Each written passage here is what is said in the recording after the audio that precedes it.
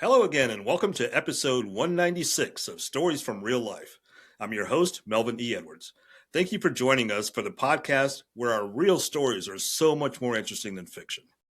Like this one. In this episode, we talked to Matt O'Neill, and we are diving deep into the science and soul of happiness. Matt, welcome to Stories from Real Life. Mel, I am so happy to be here with you, my friend. Thank you. I'm happy to have a chance to talk to you today. So, to start this conversation, tell us about your personal good mood morning routine. What does that look like? It's a wonderful thing to start your day in a good mood. And when I was growing up, it wasn't that way, right? It was hectic. And when your morning is hectic, then the rest of your day isn't probably going to follow suit. It's kind of that thing where you stub your foot getting out of bed and then your whole day kind of goes downhill. But what if we start with the right foot getting out of bed? And today, I think morning routine is something that people understand is something that's needed. I got the first aspect of my morning routine from Rhonda Byrne. And she said she starts every day by putting her right foot on the floor and saying thank, and then putting her left foot on the floor and saying you. And then as she walks to the bathroom and walks through the house, she's saying, thank you, thank you, thank you, thank you. And she said those words are putting her in a whole vibration of gratitude to start her day. I stole it. And that's how I start my morning is I say thank you. And I'm saying thank you, God. I'm saying thank you to the creator, to the universe, to this life-sustaining force that's allowed me to wake up today. And I could have had a bad dream. I could have watched a stressful show the night before. I could be worried about work, some things that come up in the middle of the night. Might not have slept well, but starting every single morning saying thank you is literally starting out on the right foot. And then I get my dog up and he's so happy to see me. So that's another happy thing is that dogs and animals, they give you a lot of love and he's jumping all over the place. He's so excited. And I have treats for him. So I give him treats because I want to spoil him. And it seems like little things and it seems like little easy things, but it doesn't have to be hard, right? Spoiling somebody who loves you, my dog, Lucky. And then that makes him happy. And then that makes me happy. And I'm awake before everybody else in my house because I want some time to really connect with myself and with what my plans are and how things have been going. So I get a cup of coffee and I sit down with a journal. And I started this habit, the journaling habit, probably 12 or 15 years ago, and I do it every single day to the point that I don't feel right if I don't do it. But with the journal, I got this is one of the best happiness hacks that there ever was. It is every day in this, I start my journal by writing down 3 things that went well the day before. And our brain has a tendency to focus on what didn't go well. So I don't have to train my brain to find what went wrong. It's going to come up with it. And it's going to be like, oh, watch out. That's going to get you. Or this person said that. Or you were stupid in this situation. It's going to do that on its own. But what our brain won't do it unless we train it is say, man, you know what, Matt? Good job on that. Like, hey, when you made that person smile, when you did that workout, when you didn't feel like it, when you helped your child with their homework, like, you did a good job yesterday. So I start every day writing down 3 things I did well the day before. So now I'm rooted in gratitude. I've given treats to my dog and he's happy. I'm sharing love with him. And then I'm saying how great I've done. The next thing I do is I write down 3 new things I'm grateful for. And this is an important piece because gratitude can become a chore if we just continue to write down the same things. I'm grateful for my health. I'm grateful for my family. I'm grateful for this house. But I want to come up with 3 brand new things I'm grateful for every day. And now I've been doing this again for, let's say it's 12 years times 365 days. That's like 4,000 days that I've been writing down 3 new things times 3. That's 12,000 new things I found to be grateful for. You know what you do after 12,000 things? You find out you can be grateful for absolutely everything that exists. So I write down 3 new things I'm grateful for. And now these are going to be things that kind of happened within the last day. Like I'm grateful that happened. I'm grateful that this situation came up. I'm grateful for this human being that I met. I'm grateful that Mel invited me on his top performing podcast on episode 196. Heck yeah, man. Thank you. And this is another thing. When I start to celebrate what I'm doing well, then it's so easy for me to celebrate what other people are doing well, because now my mind is always trying to find what's going well. And you become this person that uplifts others. Another happiness hack is that when you're kind and when you uplift somebody else, you get kindness and uplifting in yourself. It's like it's a 2-for-1. You make them feel good, but at the same time, you feel good. Kind of like when my dog's happy, I'm happy. And so I write down the 3 things I'm grateful for, and then I say a prayer. And my prayer is a prayer for the people I'm going to meet that day, that I can be of use, that I can be of service. Today, the prayer was the person listening to this podcast, that something I would say would be something that would help them. And man, when you're praying that the things that you're doing will benefit the world in a high way, it's kind of miraculous. It happens, and you end up like being a force for good in the world. And then that's my entire routine. Then my kids come down and I'll make breakfast for them. If it's a morning that I'm making breakfast, and I'll make their lunches and I'll get them off to school. And if it's a morning that my wife is doing breakfast, we trade off and on so that she can have some time to herself some mornings too. Then I'll go to the gym with my buddy, and then I'm off to work. All right. So before you are where you are now, you were where you were then. And by that, I mean, you reached a point where you had a dream life. You had money, family, success, but you weren't happy. So what did that specific moment of realization feel like for you? This is society's trick. And this happened, it wasn't always this way. But after World War II, there was a conscious effort to turn America into a consumer-driven economy. We needed to put our guys back to work when they came back home, because we needed something for them to do. So it was a conscious decision by the powers that be to make sure that everybody wanted to buy things, so that everyone could go to work to make things for people to buy. And then that drove an entire economy of buying things, consumerism. And so all these ads, television and radio, at the time it was radio, then it was television, and now it's social media, all said, you need this thing. And we started to see these really happy people on TV that drove this nice car or lived in that nice house or had these things. And now it's on social media. We see people taking these trips and we think, man, it's subconscious. You see it so many times. How many millions of TV commercials have I seen with Mercedes-Benz or BMW or now Range Rover? And you see these really the people that look like they're living their dream life, driving these automobiles. And you think, oh, if I want a dream life, subconsciously, I've been programmed to think I need that. So I went on a quest to make the money, to buy the things, to have the dream life. And I did. I did all the things. I built a big company, made the money, had the success, bought the cars, got the house, built the family, had the kids, thankfully, wonderful children, beautiful, loving wife. I chose well, and my spouse. That's one of the keys to happiness too, is you must choose your spouse with care. Very, very, very careful. Choosing the right spouse is very important. Somebody that you can be absolutely in sync with is very, very important to happiness. So that one I got right, and that's a big happiness piece.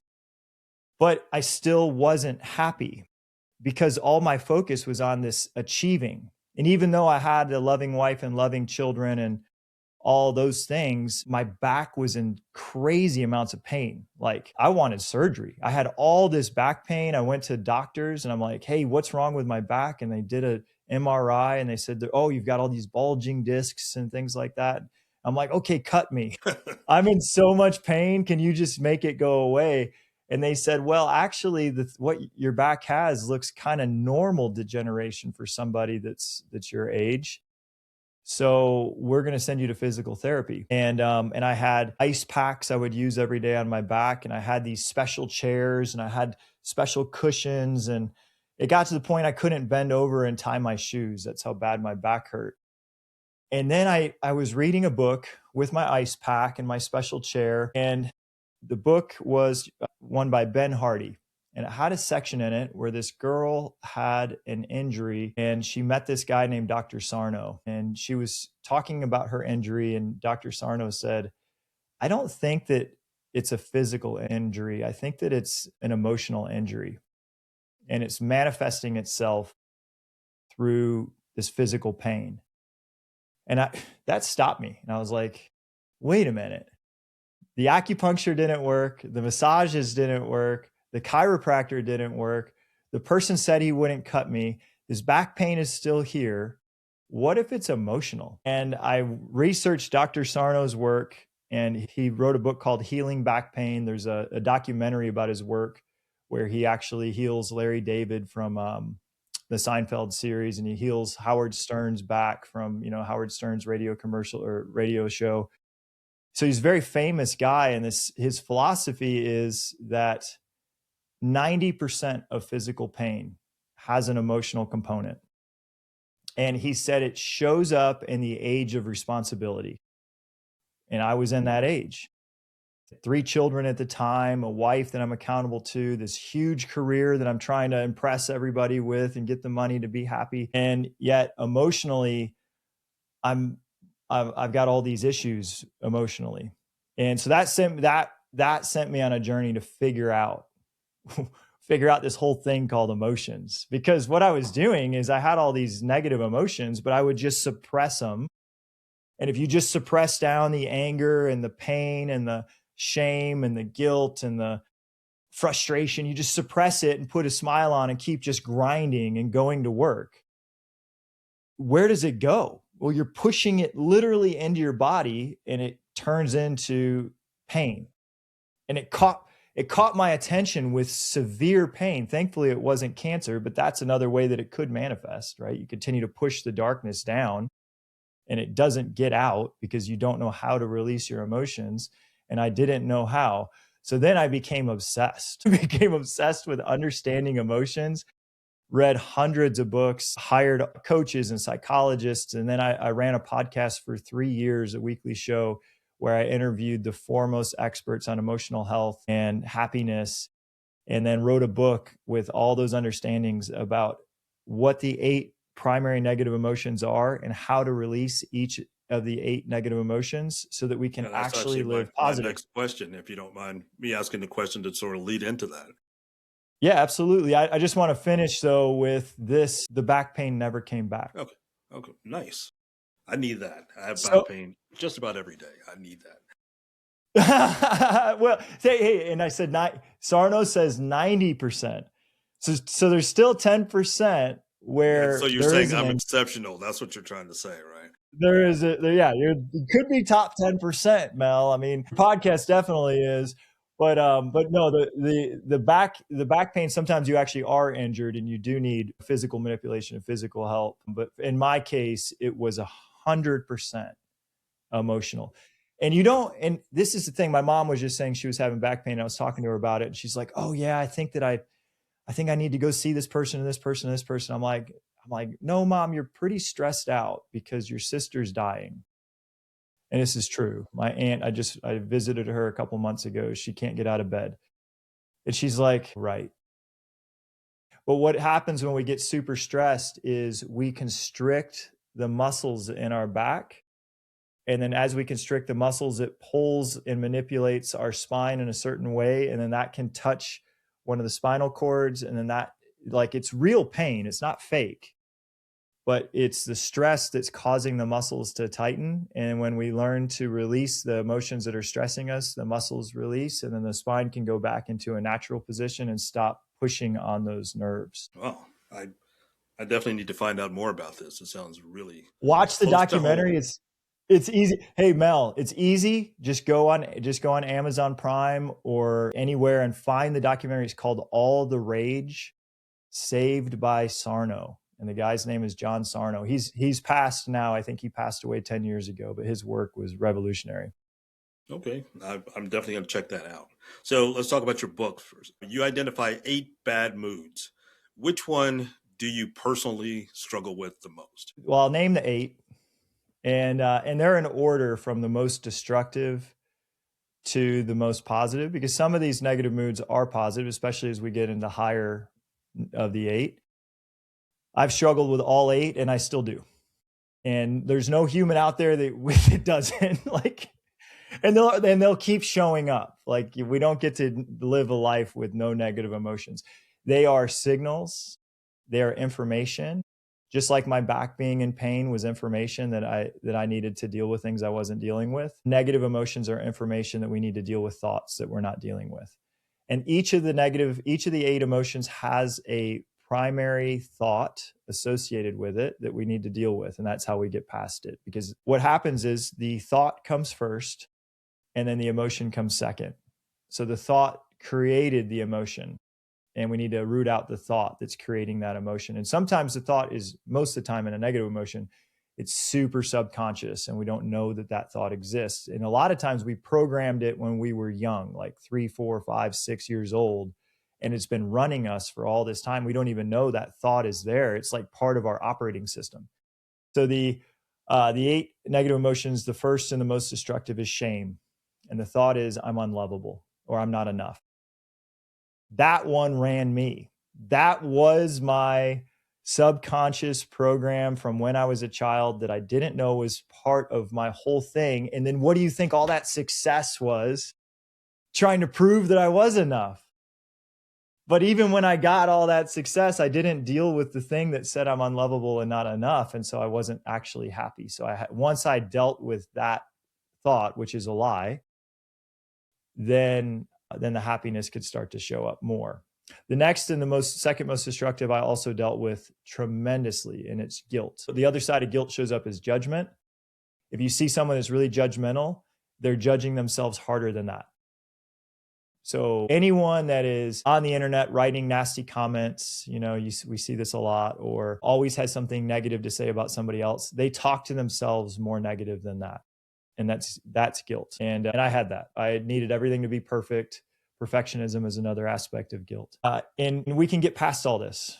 We can get past all of these emotions by reprogramming these thoughts. And we can dive into any of them you want to. That's what the book is about. And then the next one is hopelessness. Hopelessness shows up when the first 2 negative emotions are running us so much that we think that life is actually hopeless, that we really can't be happy.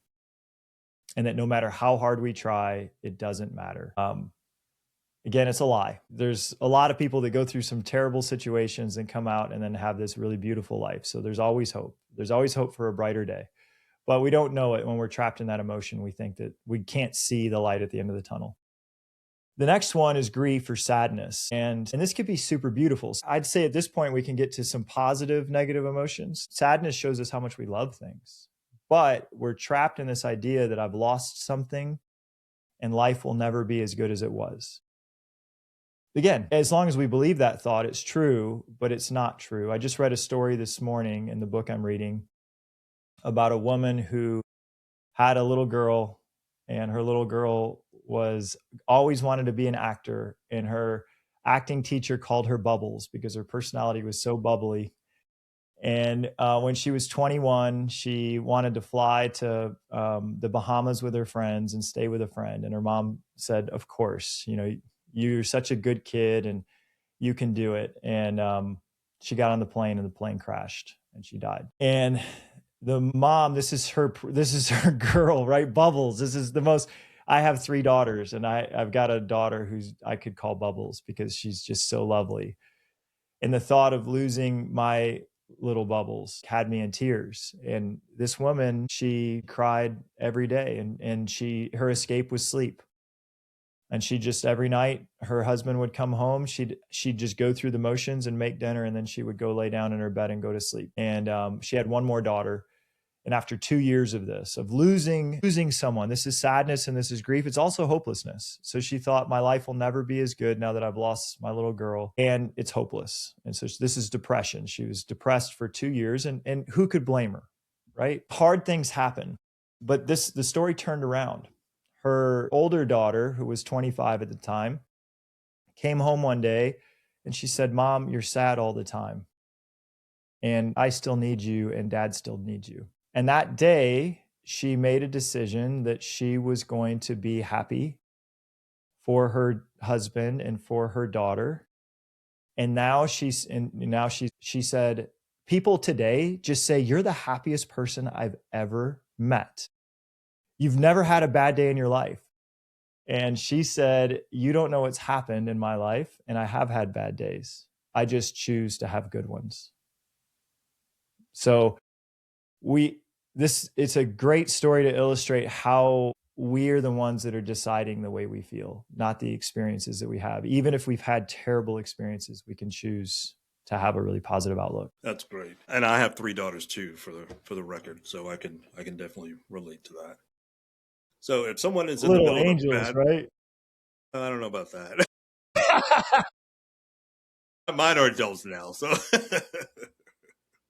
They're still angels. Yeah, they are. They are. I love them. So for someone who's in the middle of a bad mood spiral, what's the very first step to breaking that spiral? The first step is self-compassion. A lot of times what we do is we add more guilt, which is the second most destructive bad mood, on top of the already negative emotions by saying, I should be happier. So we want to accept that we're doing our best. And we want to say, I have self-compassion for myself. I have gone through some hard things. Life is not always easy. I'm doing the best I can. So that's step one, is to just accept ourselves, fully love and accept ourselves. Step two is to grab a paper and pen and start to journal. I said that I start my morning out with a paper and pen. Sometimes I can't think of things I did well the day before because I've got so many negative emotions and so many negative thoughts. And on those days, I just write down all the negative thoughts. I get them all on a piece of paper. That's what I recommend. Every negative thought you can, get it out of the head, where in the head, it just circles and circles and circles and circles, and there's no solving it. When we get it down on paper, we can do something about it. We can start to make a plan. We can start to say, what does this mean? If I have this thought, what's it trying to tell me? What could I do about this? And I can give you some examples from my life. I was spiraling. We had decided that, I had decided that we would flip houses, and we'd never done that before. And we had 13 houses mid-construction, and I had taken out $4 million in hard money loans. And $4 million got me 13 houses and paid the contractors. And we thought, oh, this is going to be great. When we turn around and sell them, we'll have profit and we'll pay the loans off. And I had never done it. I just went way too big, way too fast. And this was when interest rates were 3%. Well, mid-construction on these 13 homes, the government raised interest rates to 7%. And at the same time, COVID was still messing with supply chain, and all the quotes the contractors gave me were coming in 50 to 100,000 higher than what they told me they were going to. And I looked at these houses that weren't selling, and with the contractor bills that we couldn't pay, and I thought we were sunk. And man, I thought we were going to lose our house, that this $4 million in loans we couldn't pay back. I was just completely spiraling, and my thoughts were really negative. And at the same time, my stepdad was in the cancer ward, and I was taking him to all the cancer treatments, and he was losing his battle with lung cancer. And then I had some people in my primary business that I felt like were betraying me at the same, like it was just trifecta of all these negative thoughts. And it's hard to get out of negative thoughts when you feel like your world is really hard, that things weren't fair. So in those mornings, I would write down every single thing that was negative, and there was a lot. And I'd look at the list and I would say, okay, that's happening. We owe this money. I've got these houses that need to sell that I can't sell. And then I would say, what action can I take today? What can I do today? I can't solve all these problems today, but if there was one thing I could do today, what would it be? And I would do one thing. Eventually I sold each of the 13 houses. I lost $100,000 on a couple of them. Like some of them made a little bit of money. We ended up losing on the whole thing, but we didn't lose the 4 million. I got to pay all the bills back. And one at a time, it took 8 months, but one day at a time, I got out of each of the 13 houses and paid the loan back. And my stepdad lost his battle with cancer. Sorry to hear that. I appreciate that. And we honored his life. My mom was having a really hard time. This was her high school sweetheart. And he was grandpa to my kids, and they only live a mile from us. And we dealt with that. We dealt with the grief and the sadness with that. And we gave him the best, we spent as much time with him as we could. We went and saw him every day. And then we honored his life, and this is when life is hard, you go one day at a time and you say, what can I do today? How can I do the best I can with what I've got? And eventually, after all of that, man, the sun came out again. And life got really good. All right, that's encouraging. And you're on the other side now, and now you run the #1 best place to work in South Carolina. So what's the secret sauce for making employees genuinely happy? Everything comes from the leadership. I went to business mastery with Tony Robbins twice, and Tony said the chokehold of the business is the psychology of the leader. And he said that means also that the throttle of the business is the psychology of the leader. So working on my own emotional health and my happiness, and then becoming someone who encourages that in other people. And then that started to trickle down where I'm like, I don't just care if you're successful in your career. I care if you're successful in your life. And I wanted people to have amazing family lives and great health and great spiritual health and like a whole rounded great life, all of it. I want every person I work with to have this wonderful life. And then you just communicate that, and then you help them get it, and you talk about it. My trainings aren't just how to sell real estate, they're how to live an amazing life. And I actually don't mind if they sell less real estate if they're having the best life of their dreams. And I'd say that's probably why we were named the best place to work. Nice. So as a father, let's go to the domestic side of your life now. You're father of 4. How do you teach these happiness skills to your children? The best way, kids don't do what you say, they do what you do. So if I'm telling my kids to do something, they're actually watching the way I live. So I just want to be a model. I want to model the way I want them to live their life. So if I want them to eat their vegetables, I better be eating my vegetables. If I want them to work hard in their athletics, I better work hard on my athletics. If I want them to work hard in school, I better be working hard in my career. And that's where it starts. And I always said this with my wife, Katie. I'm like, we're going to model the behavior that we want. And if there's things that we don't want them to do, if we don't want them to be heavy drinkers, we better not be heavy drinkers. If we want them to act responsibly and kindly, then we better give them kindness, and we better be responsible.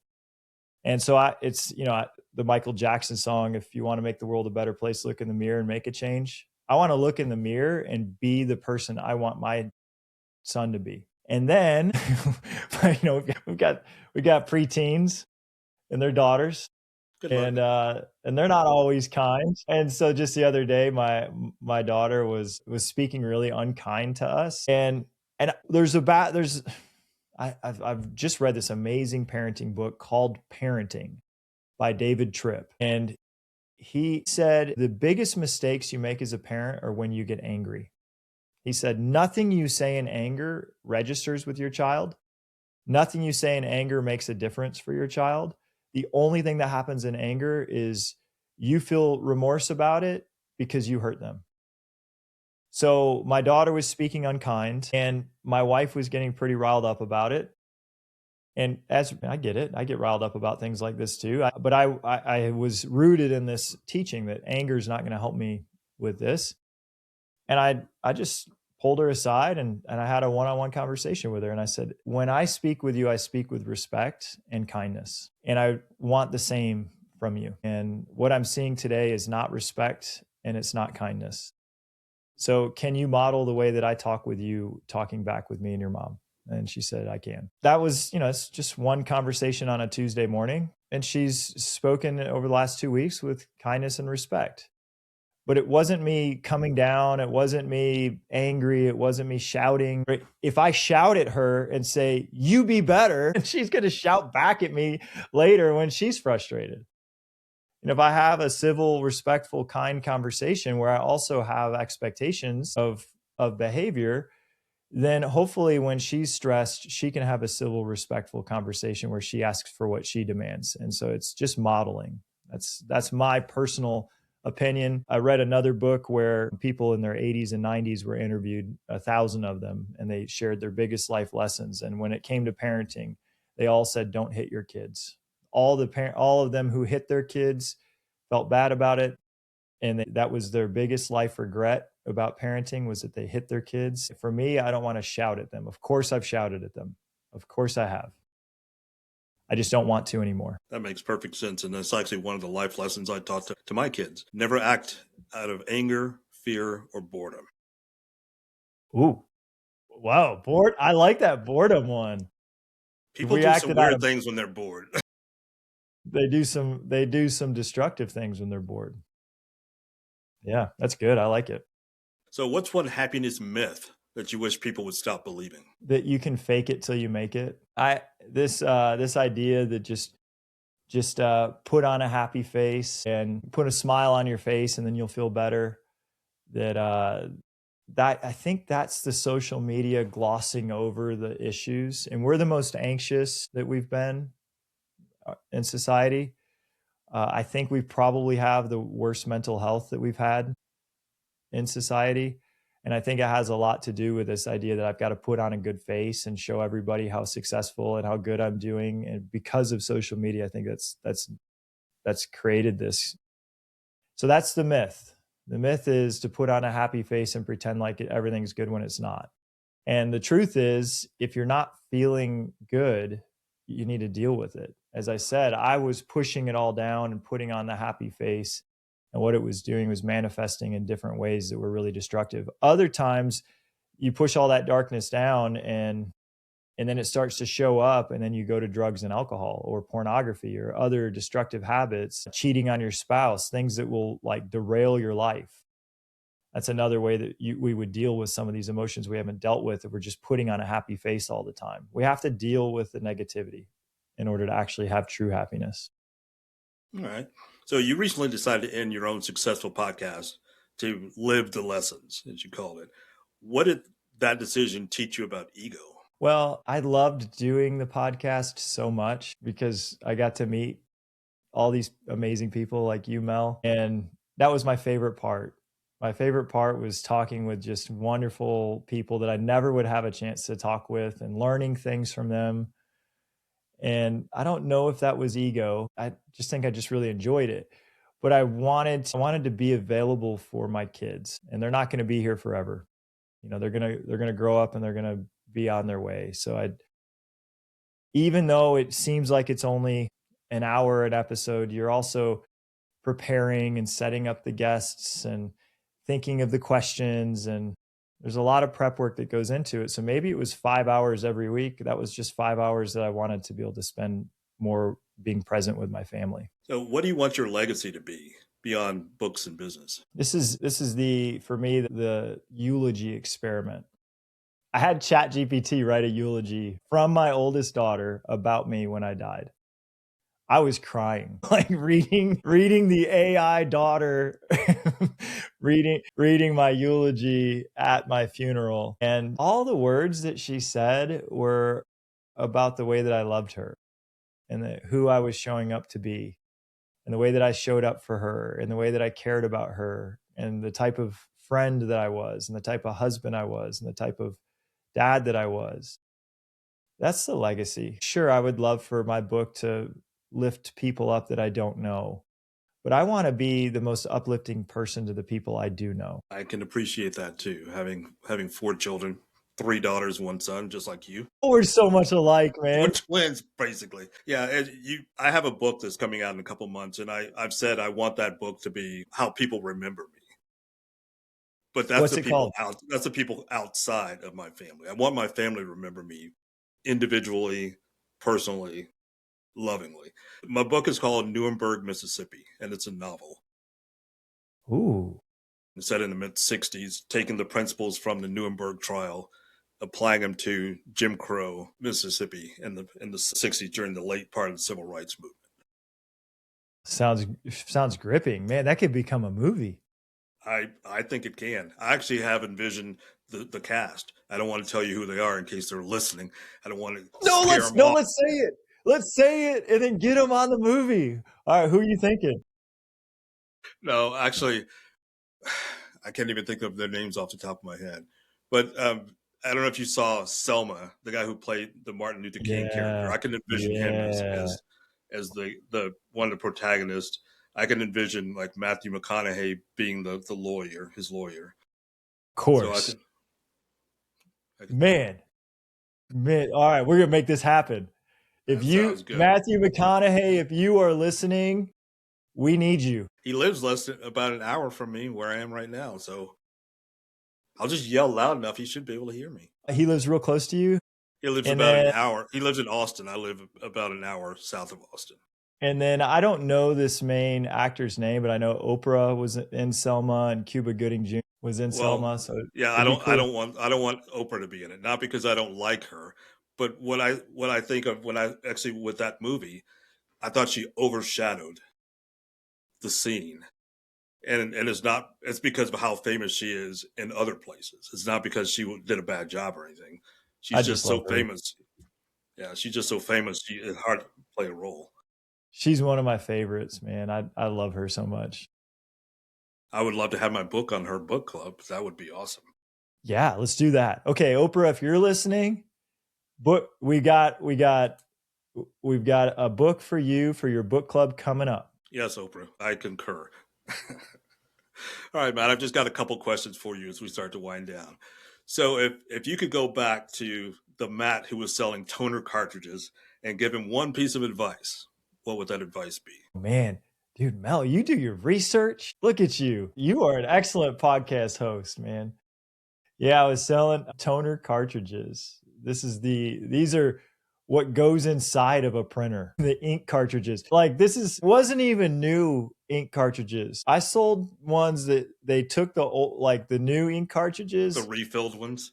They shook them up and then put more ink back in them, and we put them in a package. They were recycled ink cartridges. This was my first job. I did it for 3 years. And man, I didn't know I was praying, but I was listening to the signs. And I would just tell them, good job, man. Way to listen to the signs. I was in Colorado and I didn't know what I wanted to do with my life, but I knew I didn't want to keep doing that. And so I went into the mountains on a hike to try to figure out in the middle of nature what I should be doing next. And the reason I knew I didn't want to do this, I started to get woken up in the middle of the night over and over again. And I would wake up in the middle of the night in a panic and I wouldn't know where I was. And I'd be in my room that I'd been living in for 3 years, but I wouldn't know what that room was or where I was. It was like, eventually after this happened enough times and I continued to freak myself out that I completely couldn't figure out where I was like, maybe I'm in the wrong place. And to me, this I didn't know it. I wasn't connected to God. I wasn't praying. I wasn't a very spiritual person at the time, but those were spiritual signs that caught my attention that I wasn't where I was supposed to be. And so I listened to that, and then I decided I'd go into nature, which was a great insight. I don't know how I came to that conclusion, but I'm proud that I did. And in nature, I asked nature, what should I be doing? And I got an answer to get into real estate. It's interesting to get that answer. Well, my cousin was living in Charleston, which is where I am now, selling real estate. So I called her and said, hey, I want to get into real estate. And she said, come to Charleston. When I landed in Charleston, I put my feet on the ground off the airport, and immediately I had this knowing I would meet my wife and I would raise kids there. These were all very clear spiritual signs, and I wasn't a spiritual person, but I followed them. And so I would tell that kid, good job. Way to listen. life always goes better when we listen to spiritual guidance. And sometimes we don't understand it. We don't understand why we're being called to do a certain thing. I was called to write that book. I didn't know why I was called to write that book, but it was very clear that was my mission. And I did it.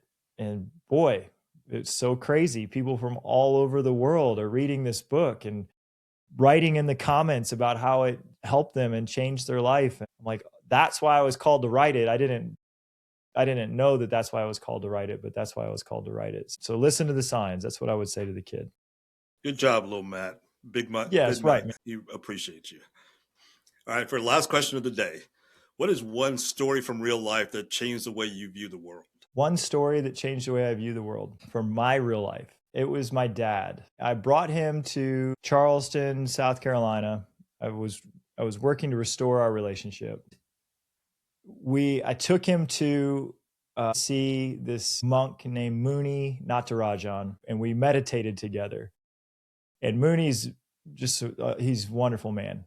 And he said, Frank, you're perfect. And my dad said, I don't feel very perfect. And that was it was crazy to hear him say these words, because he was always such a proud man and pride was everything for him.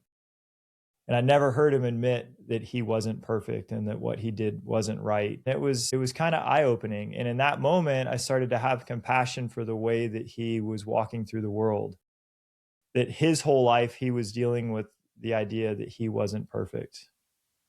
And this is the emotion of shame, that he wasn't good enough.